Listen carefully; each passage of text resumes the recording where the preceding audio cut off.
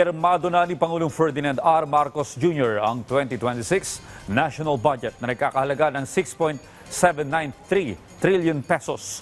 Pagtitiyak ng Pangulo, bawat pisong pondo ng bayan ay mapupunta sa tamang proyekto at tutugon sa tunay na pangangailangan ng mamamayan. Ang detalye sa report ni Clazel Pardilla. Sa national budget ng 2026, malinaw ang direksyon ng inyong pamahalaan. Magiging mas masinop, mas maingat, mas responsable kami sa paggastos ng pondo ng bayan. Pagtitiyak yan ni Pangulong Ferdinand R. Marcos Jr. sa nilagdaang 6.793 trillion pesos na pambansang pondo ngayong taon. Ito ang pinakamalaking national budget sa kasaysayan ng Pilipinas na nakatuon sa mga programang tututok sa kahirapan at magpapalakas sa kakayanan ng mga Pilipino habang pinalalago ang ekonomiya ng bansa. Papalo sa 1.34 trillion pesos ang alokasyon sa edukasyon na may pinakamalaking bahagi ng pondo. Target nitong makapaglikha ng 33,000 teaching at non-teaching personnel at mga bagong silid-aralan na magbibigay ng dekalidad na edukasyon. Nakasentro naman ang 448 billion pesos na pondo para sa sektor ng kalusugan upang mabawasan ang gastusin ng mga pasyente tulad ng zero balance billing na kumakargo sa hospital bill ng mga Pilipino. Lolobo naman sa 297 billion pesos ang inilaan sa sektor ng agrikultura na magpapataas sa supply at magpapababa sa presyo ng pagkain sa pamamagitan ng mga makinarya at farm-to-market road.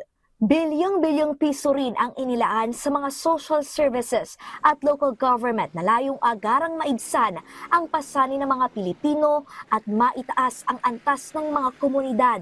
Kasabay niyan ang pagsisiguro ng paglalagak ng pondo sa dagdag sahod ng mga sundalo at unipormadong kawani ng pamahalaan. The 2026 national budget shall sustain our momentum in education reform, in health protection, in food security, in social security, and in job creation. Through our responsive and rationalized flagship programs, this budget aims to steer us towards achieving a single-digit poverty rate by 2028. Tiniyak ni Pangulong Marcos na hindi mababahira ng korupsyon ang pambansang pondo. Nasa 92.5 billion pesos ang vinito o inalis ng presidente sa mga unprogrammed appropriations. Mga programa ito na walang malinaw na layunin at sapat na safeguard. Hindi anya ito blankong tseke at hindi maaring gawing discretionary spending. We will not allow the unprogrammed appropriations to be misused or treated as a backdoor for discretionary spending. We will make releases charged from the UA transparent, providing the necessary details on the funding source and the corresponding purpose. Mahigpit na ring pagbabawalan ang pakikisawsaw ng mga politiko sa pamahagi ng ayuda at iba pang tulong pinansyal ng pamahalaan. Politicians shall be barred from the distribution of any financial aid, and we shall ensure that the support reaches the intended beneficiaries without patronage. Walang bawas, walang kulang.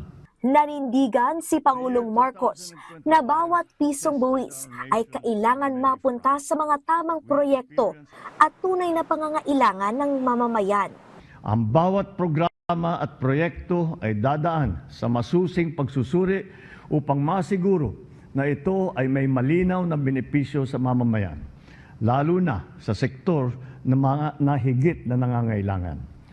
Magtatrabaho ang administrasyong ito upang mapabuti ang sistema, mapalakas ang pananagutan at matuldukan ang katiwalian. Clazel Pardilla para sa Pambansang TV sa Bagong Pilipinas.